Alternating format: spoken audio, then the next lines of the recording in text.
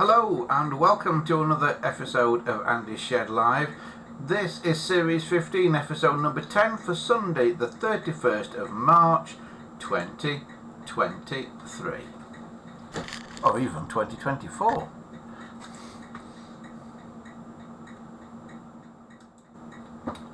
Hello everybody and welcome to the show. We are here with you once again today, and I just realised I've got no chat. Where's my chat gone?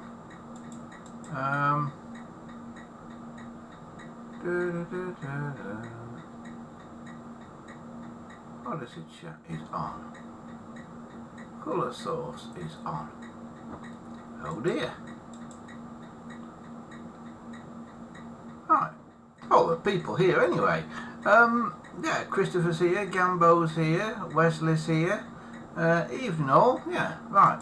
I've just got to try and figure out what's happening with the chat. Just bear with me one moment while I try and discover what's going on with that.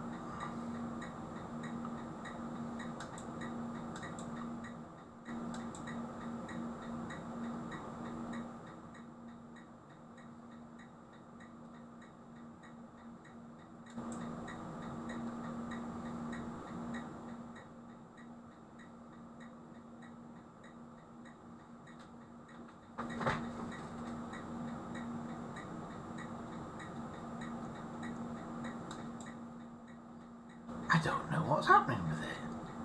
It's disappeared. Let's try another camera. Yeah, it's totally missing that, isn't it?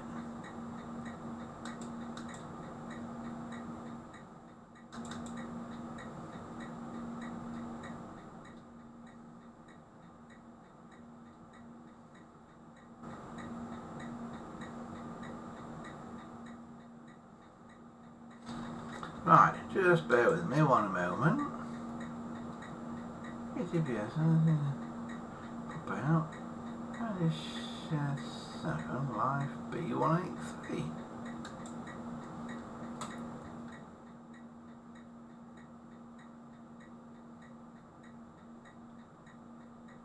I'm doing something wrong, aren't I? I must be.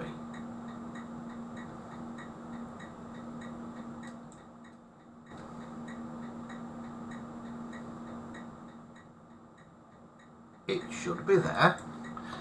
Right, what have I done wrong today?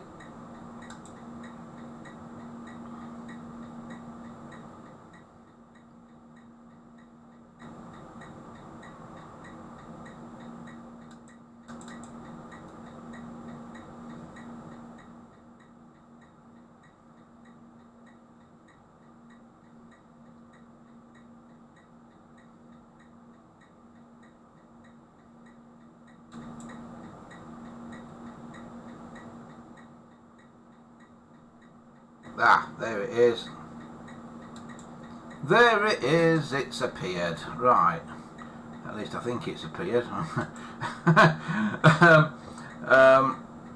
Right, the chat should be there now. It is the Odyssey chat. If you're watching this on YouTube, then you need to go to the chat page on Odyssey. The easiest way to find it is go to the website, which is andyshed.coldpress.net. Click on live, and then it will show you where to go just to get a page of chat if you want to watch on YouTube, but you want to chat on Odyssey by a different device or something.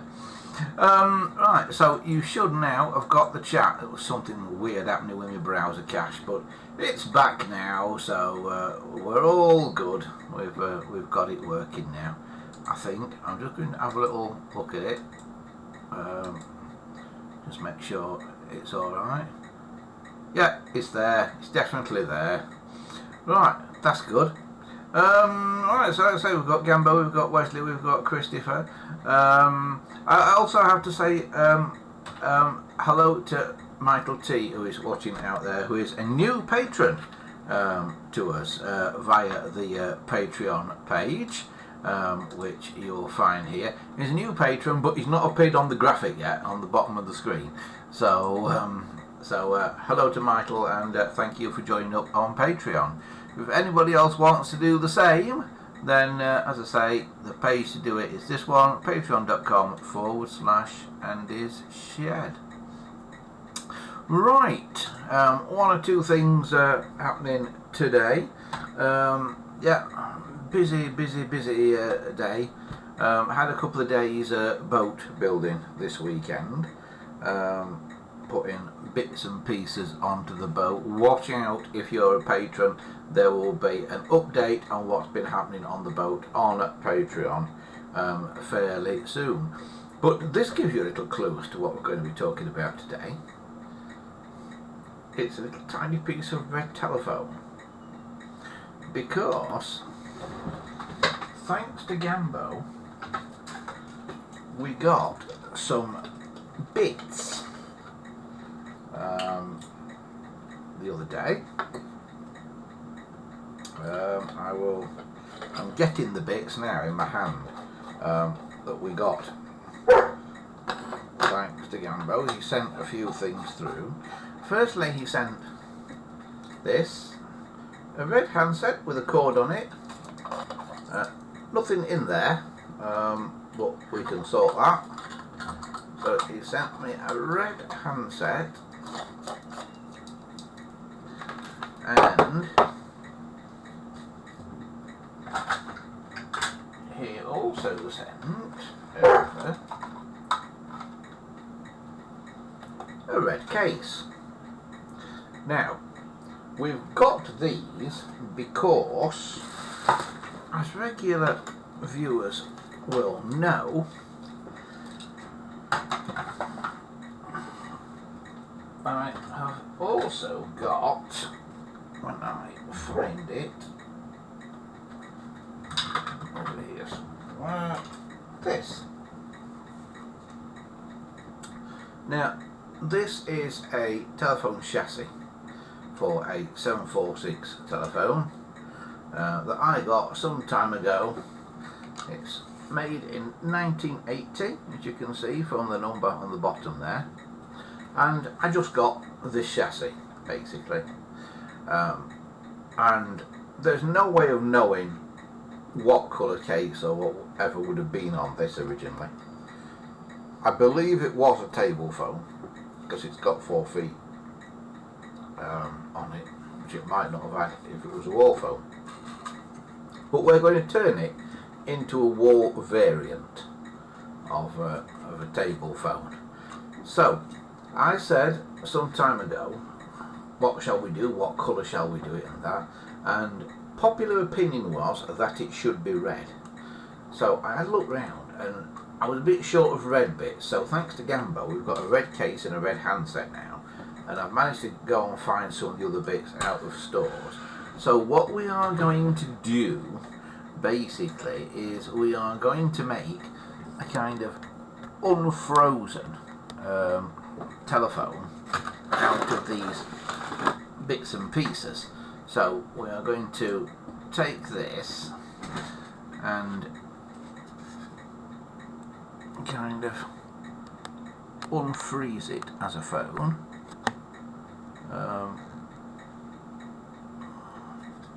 so that it should eventually be a nice red wall-mounted version of a 746. Now, wall-mounted versions of 746s are rare. You can get wall-mounted versions of 706s, again they are quite rare, but they're even more rare as a 746.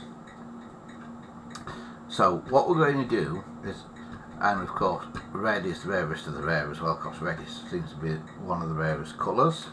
I don't think it's because they were particularly rare, I think it's just because they never come on the market because people like red ones. So what we are going to do today is we are going to put this together as much as we can. This is part one today of the putting together of the bits of this phone, to make it a red wall mounted 746 phone. Christopher says, did you get the photo of the old incandescent light bulbs? I have. Not that I'm aware of, Christopher. No, not that I'm aware of. Right, so what we're going to do is we're going to put this together. So where do we start, I hear you cry? Well, we start by making sure the camera's in focus. That's a good start, isn't it? Generally. So as you can see, I've got some bits and pieces. So what I think we will do is we will start by connecting the dial. The handset cord rather. So the handset connects here, here, here, and here. So it's red, green, blue, RGB is the way to remember it, and white.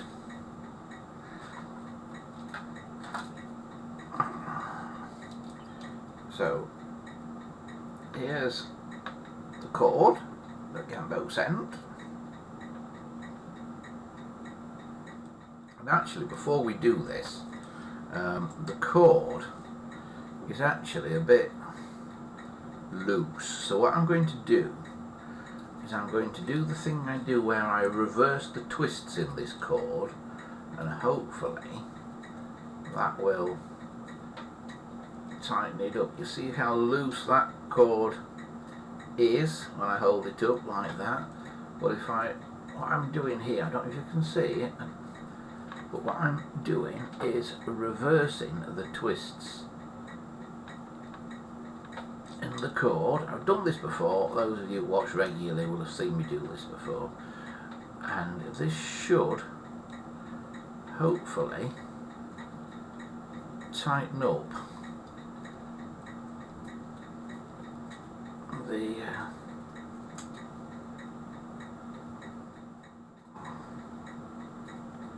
cord, so it is way tighter when I've done it.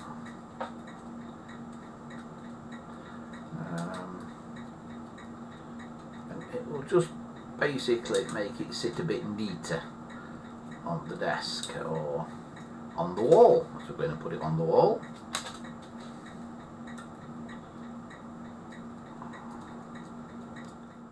So these cords are originally made, the twist on them is made by heat. What they do is they take a straight cord, wrap it around a rod, then heat it up, and the heat puts the twist into it. But it doesn't put a tight twist into it, it only puts a loose twist into it. And then what they actually do is reverse the twist to make it a nice tight twist. And I thought, well, I wonder if I can reverse that again when it goes loose and retighten it, and it seems that you can. So that's what I'm doing here, just making the twist go the opposite way, basically. Nearly done it.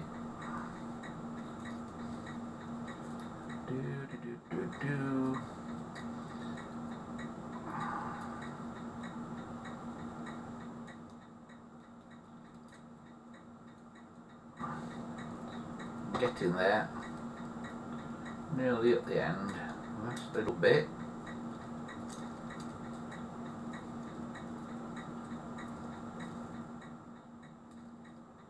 There we go. And if you now look at it, you see it hangs much tighter than it did before. See, it's much tighter. So that's that. What we will do next is we will put the bits in to the handset here. So what we now need to do is take this off, and somewhere I've got a little piece of metal. Now these often get left out. This little piece of springy steel goes in here, and you have to do it before you put the thing together, and it seats in there on a little pip in there. There's 3 little pips in there that it kind of seats on. The little cutouts in it go onto them like that, and it goes in so the springy side of it is up. If you look at that one, look at it edge on. You see these springy bits here. This is the bit that seats here. It's got a little cutout in it, you see. But the springy bit should be uppermost, yeah. So that when you put in the elements into here, then it's got a springy seat to sit on. So that's what we've done there. We want a blue and a white cord out of there. We can then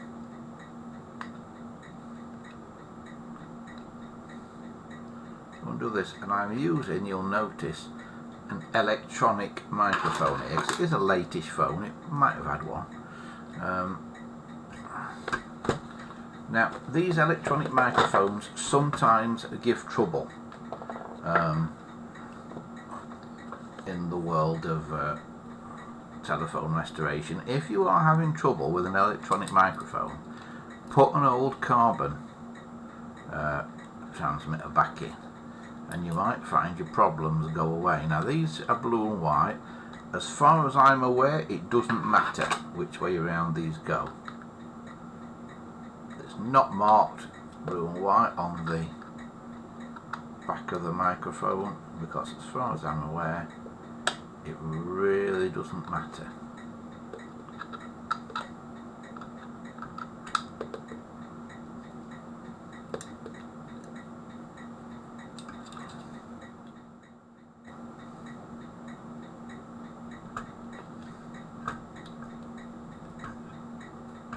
And it just seats in there like that.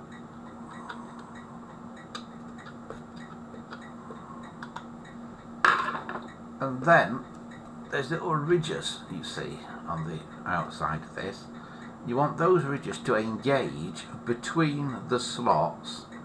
These slots here, can you see there's like 2 ridges on the inside of here and a slot between them. That ridge wants to go between the slot. If you don't get it between the slot, do it like that. Your microphone can twist round. But if you do get it between the slots, and you get the wires down the middle, then it can't twist much at all. So then we put that back on there, like so, and that's all nice and tight. See, there's nothing you can shake about inside there. You sometimes get handsets and you shake them and there's loose things in them, and it's because these bits have been missed out. Right, we'll do the other end, which is the receiver. And I've got a little receiver thing here now. This has got 2 little tiny nuts on it, if you can see those, and this has actually got 2 connectors on there. I'm going to take those little nutty things off there. The easy way I found to do it, the only finger tight, is with a pair of pliers. I got these weird shaped pliers some time ago, and they're really good for doing these tiny little nuts.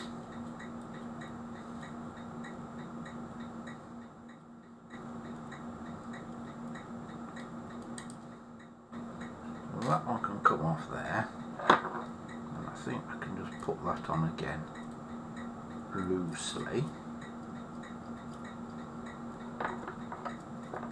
and again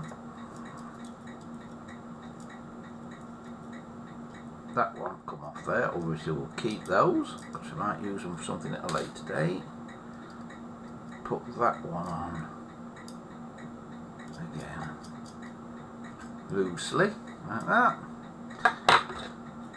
And now we've got a green and a red at this end again, it's got to go through the middle of one of these, again with the springy bits uppermost. You see, like that. So like that.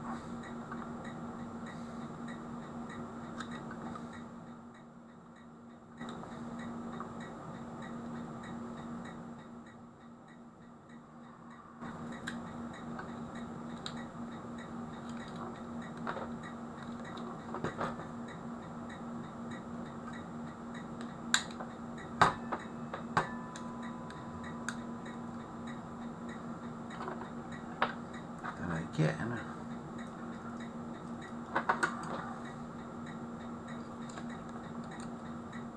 we push those down and they don't go so far on this end, and then we have to fit, this is where you need 3 hands, these on here, and you can, because they are insulated, these, you can do them that way around.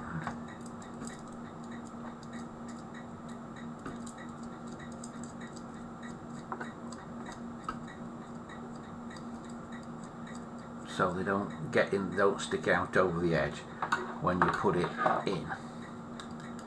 So let's grab that.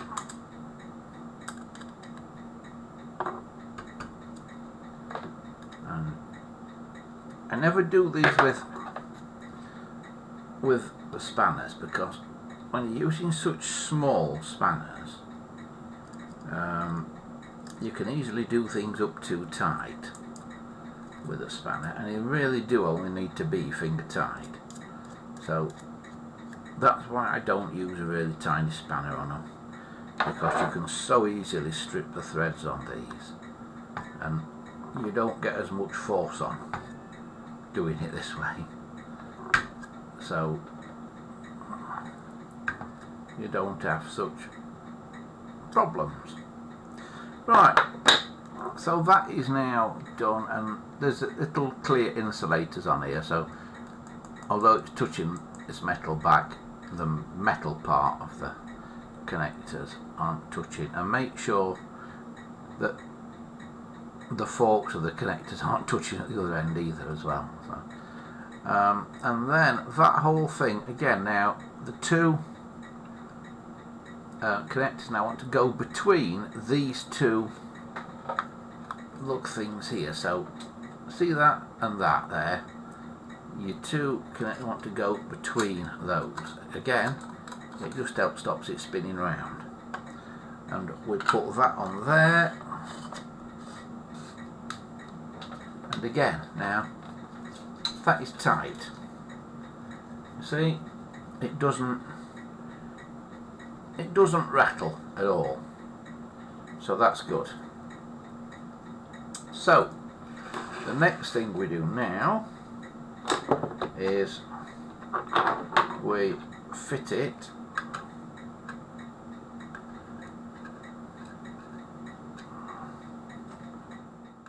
to the actual phone. Now this little thing here, is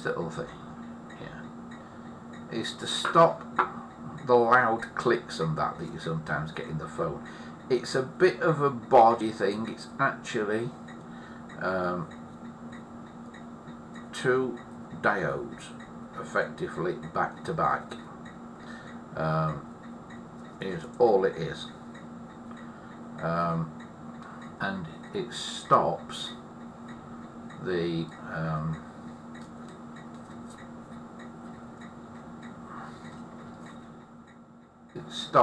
phone from making those loud clicks. So, but it's not a necessary part. If it's not there, you don't need it. It won't stop your phone from working if you've not got it. So, red,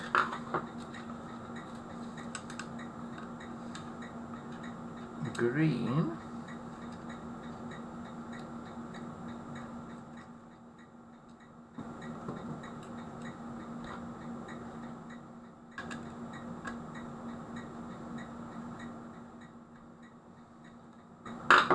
red to T1, green to T2,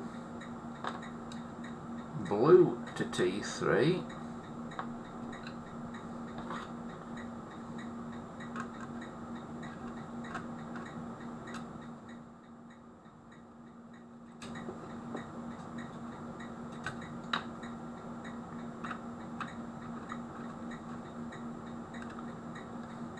and white to T10.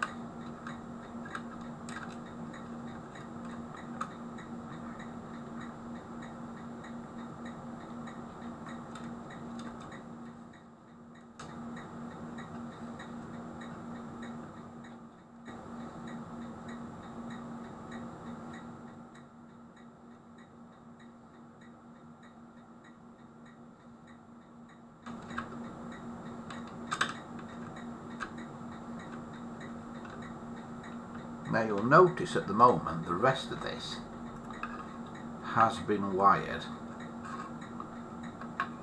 for the modern British system with these jumper pieces. That's how they would be on the modern British system. But you want a 3.3 kilo ohm resistor in there, really. I've just not got one to hand at the moment, so we will do that another day. So I'm just going to make sure everything is tightened up on here.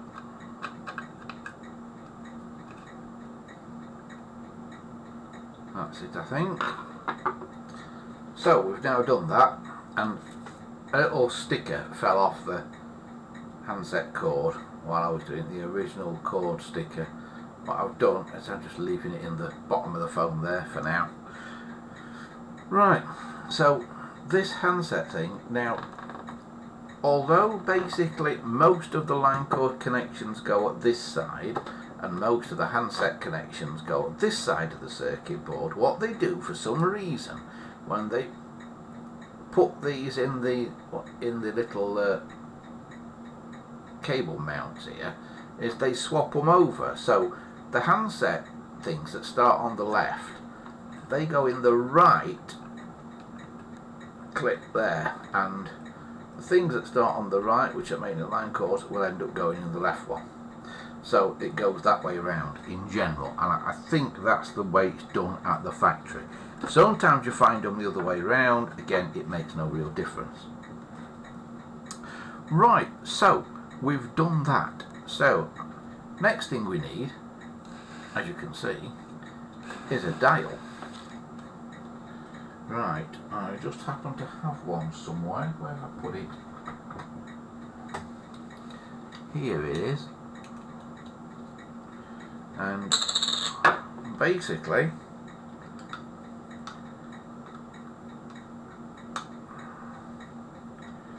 I got this dial here without the finger wheel on it, without the finger wheel attached. So what came was that. Okay. Now this is a dial 54A, which is the thing that followed the dial 21, and it's basically a cheapened version of it, all made out of plastic. So this is from the early 80s. This particular one dates from 83 by the looks of it. So phone is from 80, so it's about right. What I now need, though, to mount this into here, I need a frame for it, which is this thing here. And what you do is you take your dial, and this has got 4 little protrusions on it, here, here, here, and here. Those protrusions go flat against the dial, so it goes that way on. So you've got these 2 lugs here sticking out the back, and when you look at it from the front, that screw there wants to kind of be at the top of where things are going to be, so it wants to kind of be somewhere there like that. And then what happens is these two lugs here fit in those two slots there, like that, and then this screw here, this short one that's on its own, goes into that hook there and tightens up. Now I'm doing this backwards way on, so I can't see where the slot is in the screw. So I'm doing it sort of upside down and back to front for the camera, Blue Peter style, like that. Now this can all move around at the minute. We'll set this. Dial 21's, the dial has a little grub screw that goes in here, and it goes through a little slot in the frame there.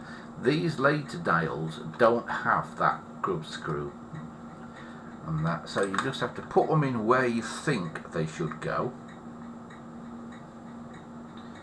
Then you get your case, and your case has got cutouts. Now ignore these small cutouts, these 4 small cutouts. It's these big cutouts we're interested in. Yeah?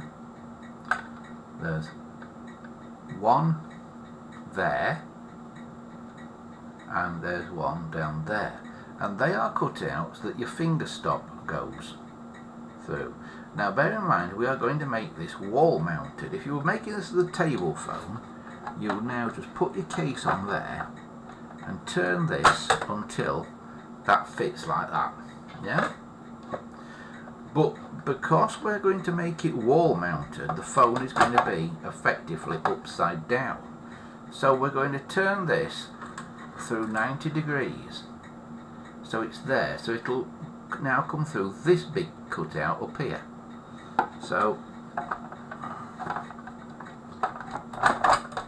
it'll come through there, basically. So now, without moving the dial, we tighten up this screw under here. Now then, dial is fitted in place in the dial clamp. So we now tighten up that screw.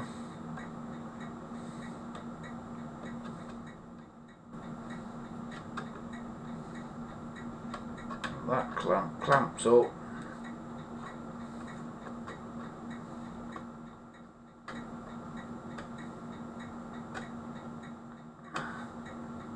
And hold your dial in place. Like so. Okay? So,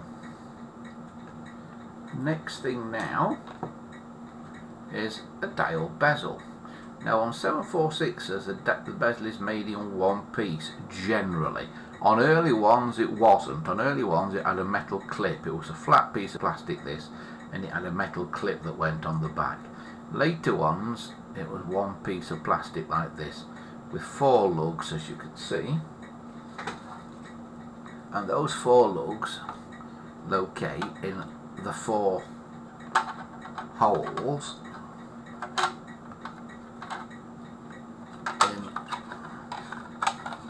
the case, no, the 4 slots rather, in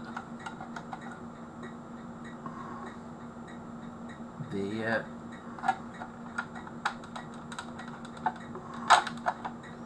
case, and they locate him like that and just lock round. Now what I've done there, you see that cutout in the bezel, that's for a table phone, but what I need to do is rotate the whole thing round again 180 degrees to find that upper big cutout which is there. Yeah? So now I fit this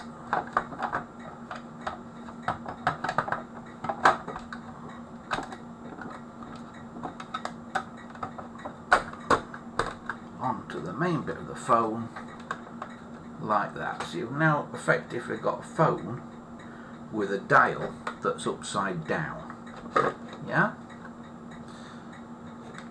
So now you fit your finger wheel. Now I go on about this all the time, and this is a really good example of why I go on about it. You'll see there's cracks emanating from the middle of this finger wheel, and that's because there's two types of screws that these finger wheels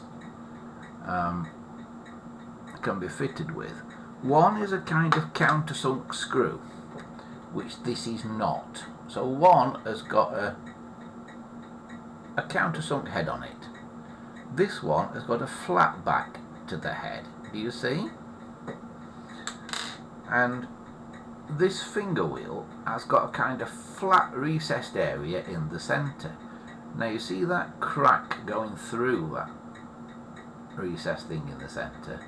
That's because at some point this finger wheel has been fitted to a phone with a countersunk screw, and as it's been tightened up, it's forced the plastic apart and cracked it. So you have to look at your finger wheel, and if it's got a countersunk hole, you know, a hole that is wider at the top than it is at the bottom, and well, you know what a countersink is, I don't have to explain it, then you need a countersunk screw. But if it's got a hole with a flat base like that has, then you need a flat backed screw like this one. Okay, right, so let's do that.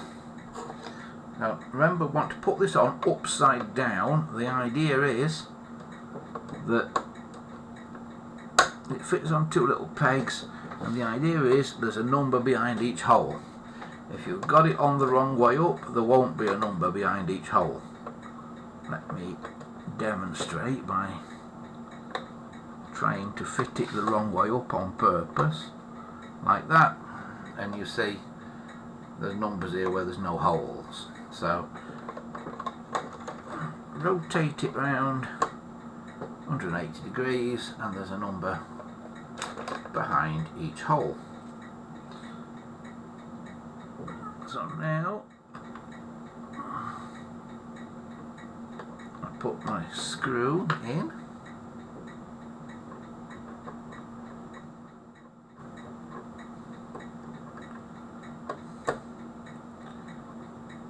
like so.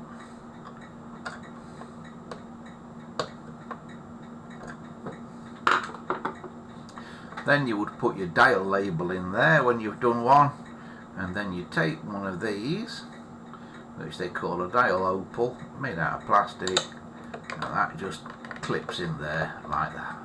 And you use either a bit of sticky tape or a dampened rubber sucker like this when you want to get it out again.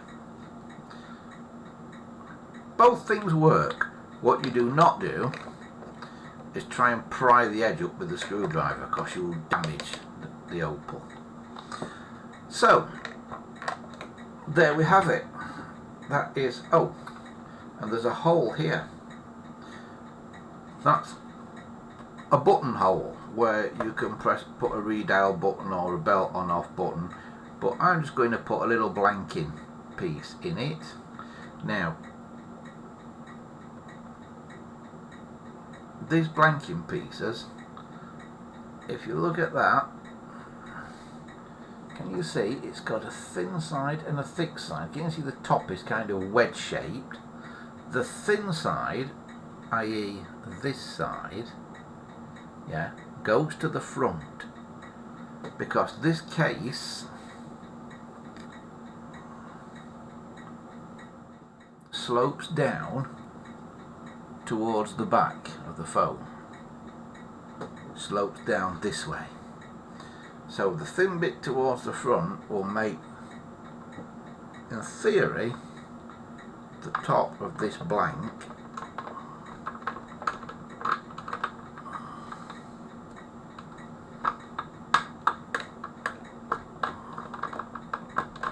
theoretically more or less straight up. There you go. That's it. That's the blanking button in place. So what we have now got is a telephone that, instead of sitting like that, goes on the wall and sits like that. Yeah, but of course when it's on the wall, how does the handset fit on there? Obviously it can't. Well, that will be revealed in part 2, because there's a little conversion piece that is very, very rare.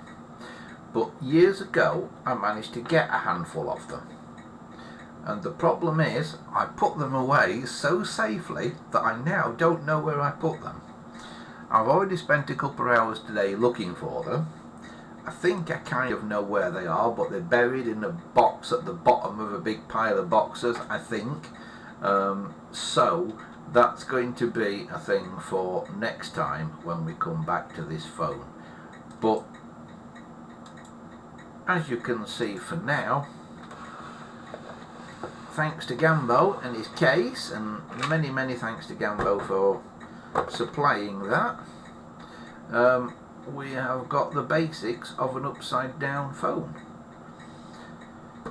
There's still a few things it wants. There's still some wiring to do inside. The dial needs a dial loom adding from the dial to the connections inside the phone.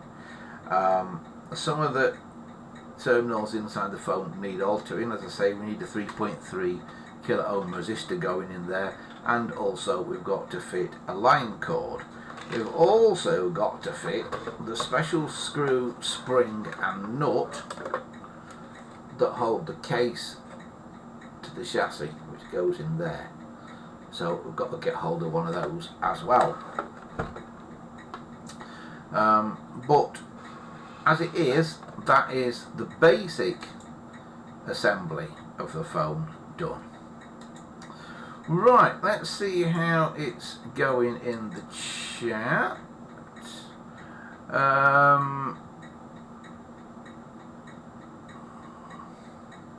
Gambo says, yeah, sorry about the handset cord being loose. It's been in a box of parts for years and I only pulled it out last week. Yeah, that's fine, Gambo. They're all like that. I think they just go like it over time.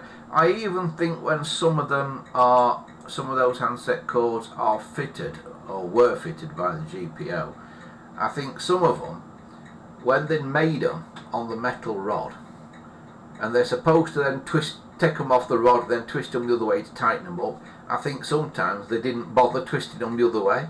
I think they just supplied them as they were. Because at least that was loose evenly. If they're not evenly loose, then when you retwist them, they don't retwist evenly. So at least that one was fairly even. So as you can see there, it's twisted up pretty well, and a good demonstration of how you do that. Alright, where are we?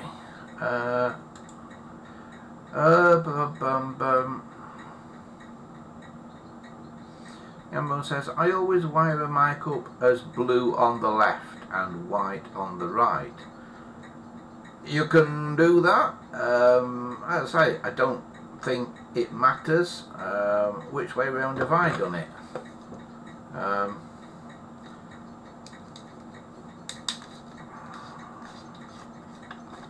It also depends which way up you're looking at it, doesn't it, really?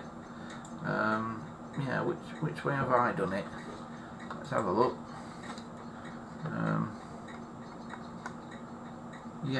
Well, if you look at it that way up, it is blue on the left. It depends which way up you look at it, I guess, doesn't it? Yeah. But I really don't know that it matters. If anybody thinks it does matter, you know, anything to do with polarity or anything, mattering, then please do let me know if you think it matters, because I've never been told it matters. I can't imagine the GPO would have designed it and not marked it if it matters. I'm sure they would have marked blue and white or something, or terminal 1 or terminal 2. Being that it's not marked, I'm pretty sure it doesn't matter. But if you know different, do let me know.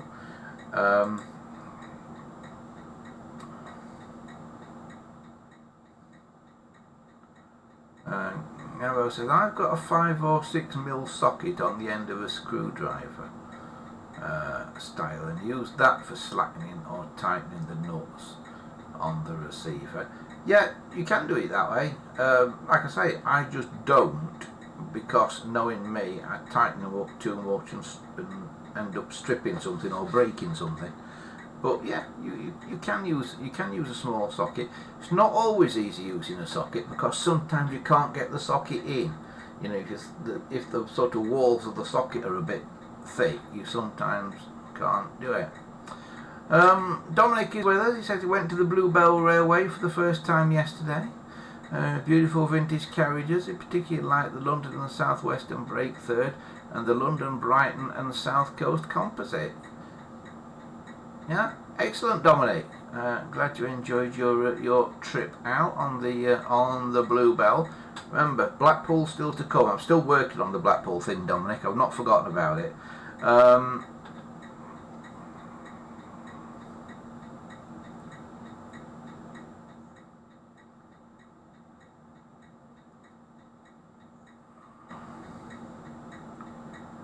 Everybody's saying good effort, Gambo, for supplying the case. Yes, it was a very, very good effort on Gambo's part there to supply the case for the phone.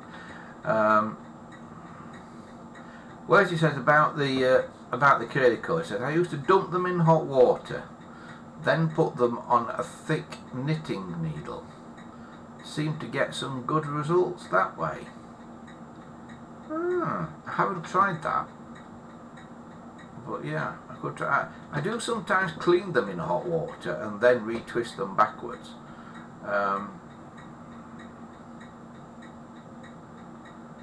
Gambo says, yeah, I need to know a date for Blackpool so I can try and pop down also. Yeah, right. Okie dokie. I will get that. I will try and get that sorted. A date for Blackpool. We need to try and do it on a day when there's going to be some trams running. And also, the new extension to North Station is on the verge of opening, I believe. So it'd be nice to do it either on opening day or very soon after it's opened, and see how they get on with running trams to North Station for the first time in about 60 years.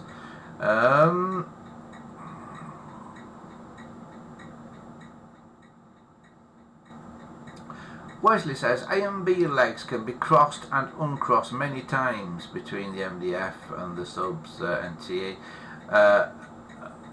Equipment for connection to the PSTN was not meant to be polarity conscious. That's what I thought, Wesley. And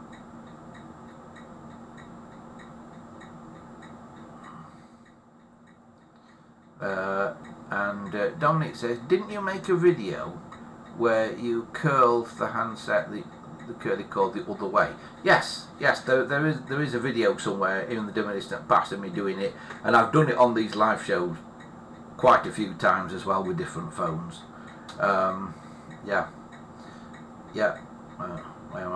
Where I recurl them. Yeah, but that is pretty good now. Now, what I need now, a problem that I'm having now, is, you know how I polish things with Brasso to get the shine back on them? I'm having real trouble finding any liquid Brasso. Whenever I found Brasso in a shop now, it's that wadding stuff, and it's not the same. It doesn't have the sort of abrasive quality to it, I don't think. So I'm going to have to go, I think, to Halfords or somewhere like that, a specialist car shop, and get some T-cut because that's basically the same as Brasso used to be.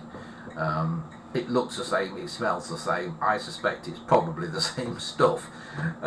It's basically a very fine cutting compound. It's a very fine abrasive. So I'm going to have to go and get a new bottle of tea cut and use that to polish things up, because this phone is looking a little bit on the dull side. Some types of plastic dull.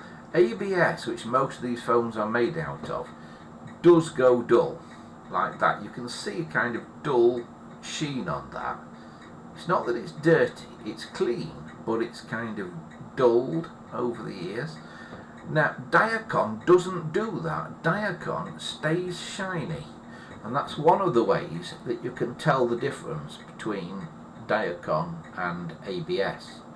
But you can repolish it, like I say, with a bit of tea cut or old-fashioned type Brasso. You can do something with that.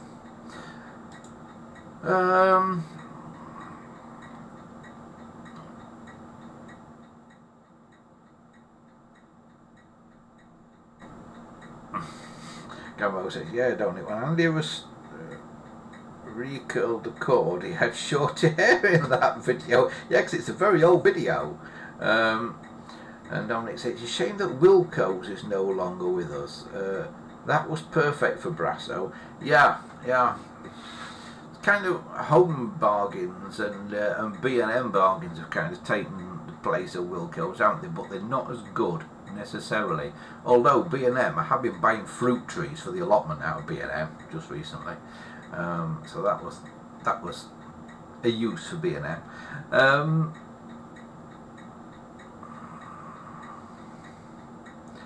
Dominic says, my very early Diacon Ivory 706 is the only one that I can trust in the sunlight. Yeah, because they do go very yellow. The ABS cases do go, or can go, very yellow. Again, different coloured cases, yellow different amounts. And it must be something to do with the chemical makeup of the dye in the cases that colours them. Red ones don't seem to alter much, but I suppose adding a bit of yellow to red, it'll stay pretty much red. You'd think it might go a bit orangey, but they don't. They seem to stay red. They possibly do go a little bit orangey. Possibly do go a little bit of a different colour, but the ones that change most are the grey ones that basically turn brown, and the ivory ones that turn, well, first of all they turn yellow, and then if you leave them a long time they start to go a sort of browny colour as well. Yeah, they get a real suntan, they do.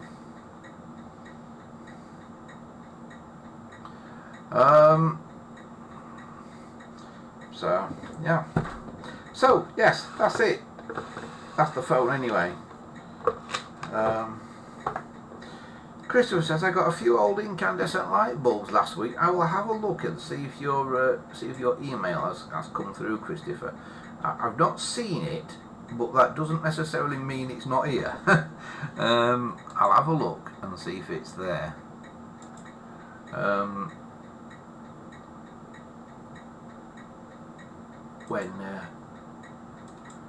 When my email decides it's going to play ball. I'm in trouble with the techie stuff tonight, aren't we?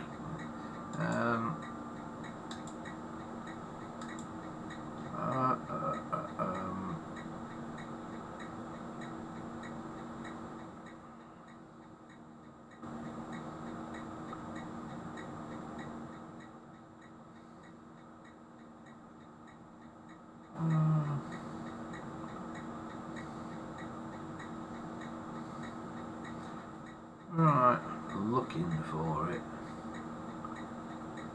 Incandescent light bulbs. It is here, I think. Right, let's have a look. Dink. Oh, cracky, that's a big photo. I can't fit the photo on the screen. Right, I will have to do something with these pictures for next week. So, because they've come out really big. Oh, can I even... Hang on, I'll see if I can do something, Christopher. Just bear with me a sec.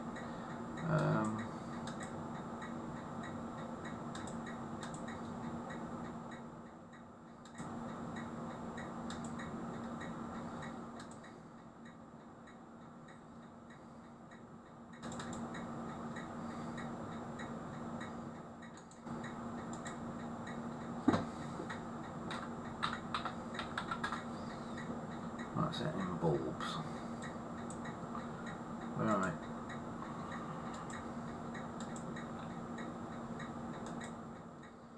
Save all to bulbs.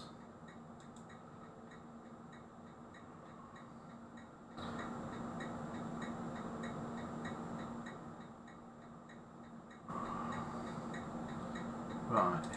We are now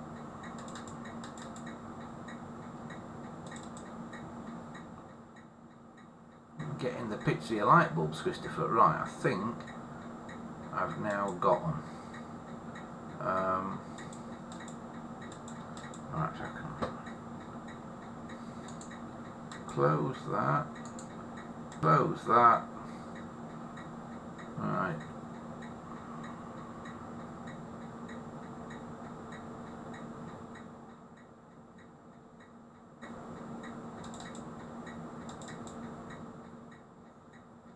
Right, let's see if we can have a look at Christopher's light bulbs.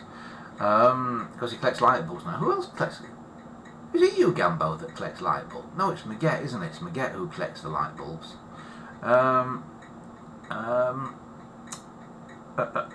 Right, got to figure out how I'm going to do this now.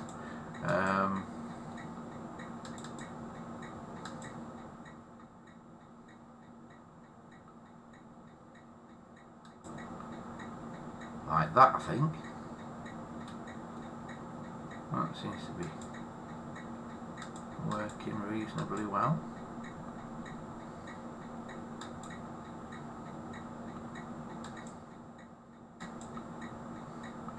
Right. So, let's show you now the light bulb. So, two old-fashioned incandescent light bulbs for $3.50. As it happens, I've got a pricing gun as well that does those little tickets just like that. So yeah, there is Christopher's first thing of bulbs.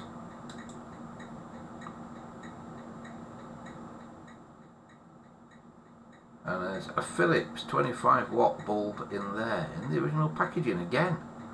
That's pretty good, isn't it?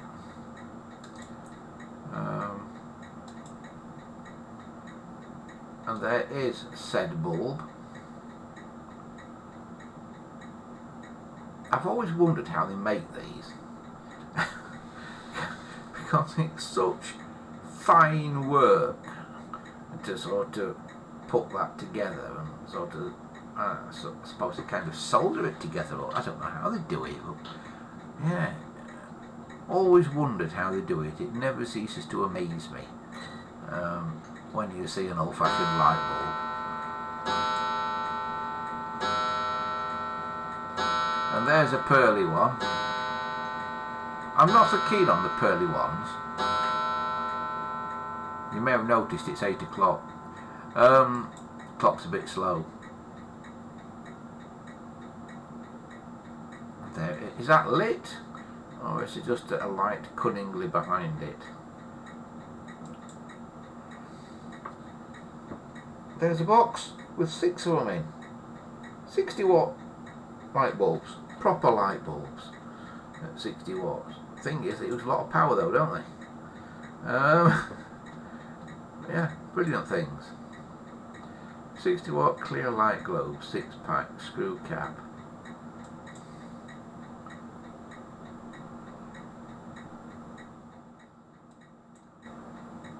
How brilliant. I'm back to that again. Yeah, brilliant. Very good, those light bulbs. I like it. It's something a bit different, isn't it?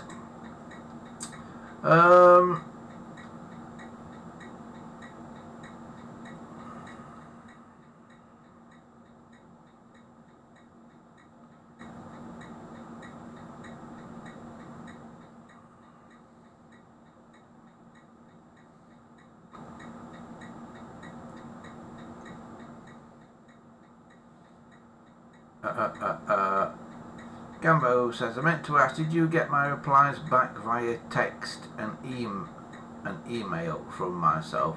I'm not sure if my phone is still blocking me from sending. That's a good question, Gambo. I don't know the answer to that.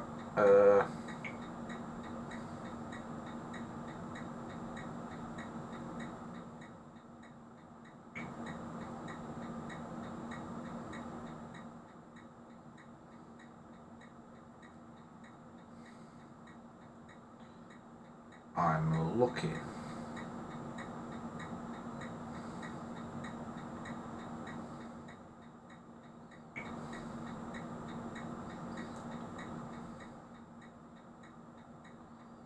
I had one from you, Gambo, on Monday the 18th of March that said, hi Andy, Gambo here, just to let you know I've posted the red handset case to you. But I've had nothing since then, Gambo, on text. Emails seem to come through. But, yeah.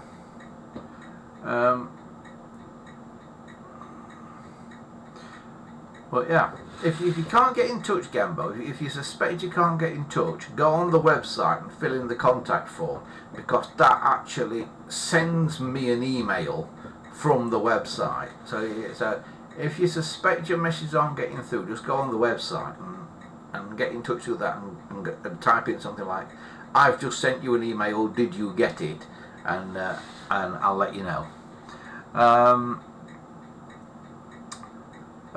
Christopher says he got the 6-pack of 60-watt bulbs for free. Excellent. We all like a freebie, don't we? So yeah, brilliant. Excellent.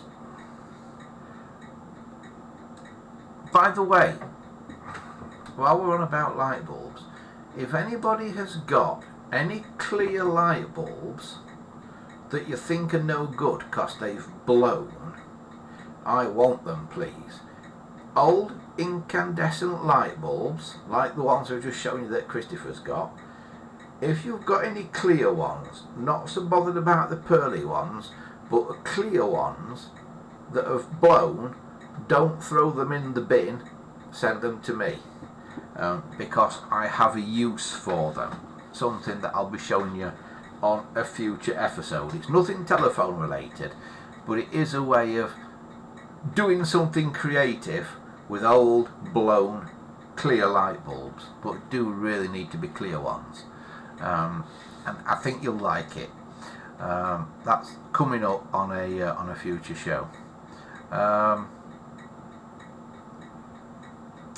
Right, so there we have it. So we've packed a lot in today, haven't we? Bulbs and all sorts of things. Right, what's that there? Right, hang on. Right, I think we've sorted it. Yeah, right. So, yeah, there'll be more about the red telephone. Not sure if it'll be next week, not sure it'll be a week after. Are we on next week even? Or am I away next week? Oh, that's a good question. Am I at a stationary engine rally next week? Will we be on next week? I think we probably will be on next week because we're on later now. We're on at 7 o'clock anyway, aren't we? So it gives me a bit more time. So yeah, I think we will be on next week. Chris says, is CNET working? I don't think it is at the minute, Christopher. Oh, I have problems with it. I need to go through and set it all up again. So I don't think it is at the minute, but I could be wrong. but I don't think it is. It says my ATA is not working on my end. Yeah, I think it's me, Christopher. I think it's me. When they came and installed the solar panels here, sort of a week and a bit ago, they turned off the electric, and basically it crashes seeing it out. And when they turn it on again, it doesn't restart automatically. You have to give it a few prods and things. And because the server that does it is running headless, it's not easy to do, so they have to go and plug a screen into it and a keyboard and a mouse into it to restart it up. So yeah, it's not easy, but hopefully we will be able to restart it. Right, okie dokie. I think that is probably about as far as we go today. Thanks to everybody for being here and that once again. By the way, is anybody doing this thing? Oh, I ain't gone wrong camera. Is anybody doing my mother said there'd be days like this. Is anybody got any of these Meshtastic devices? Has anybody been following the exploits of people like Ringway Manchester and Andy Kirby on YouTube and doing things with Meshtastic? Watch, probably next week or the week after we'll tell you a bit more about Meshtastic, but there are other people who explain it way better than me. But yeah, Meshtastic is a thing at the moment that we are getting quite into. It's basically radio communications, text message radio communications, without going through like the mobile phone cell network or anything. So it's kind of off-grid point-to-point messaging, and it's quite cool. Just type in Meshtastic into YouTube, you'll find loads of videos about it. But yeah, we've been doing that. Also this week, I bought a Raspberry Pi. This is to do something with the radio station. So yeah, we're going to be doing that. So one of the things I will need to do is I need to print out a case for a Raspberry Pi 3. This is a Raspberry Pi 3. The reason I bought a 3 and not a 4 or a 5 is that 3s use less power. But yeah, does anybody know of a good 3D printable case for a Raspberry Pi 3? If you do, let me know. Right, that is about as far as we go for today then. Dominic says, thanks all, see you next week. I have something rather exciting arriving in the post next week, hopefully. Crikey, that is exciting. Yeah, what is it? Something rather exciting arriving in the post next week, hopefully. We might have to get you to do a live unboxing, Dominic. We have the technology now where we could probably get you on to do a live unboxing on a Sunday night. Yeah, we can probably link up to you.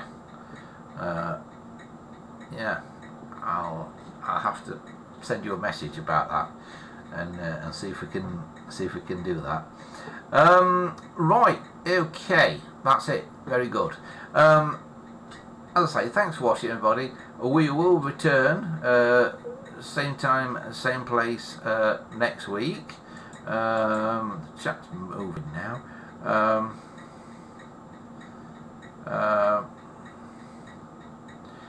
Gambo says, I look forward to your reveal, Dominic.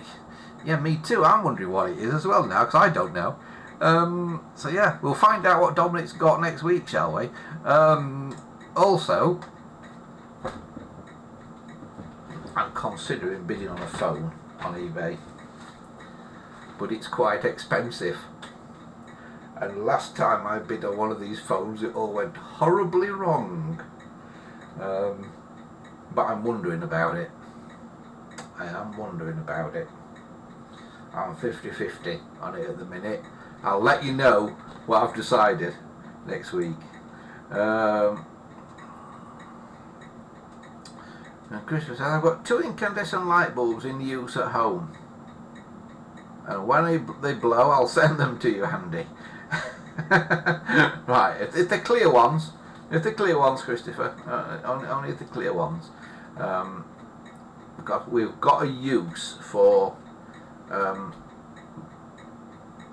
blown clear light bulbs that I think you'll like. A way of putting them back to use in a home environment that I think you'll quite like. I think it's quite cool.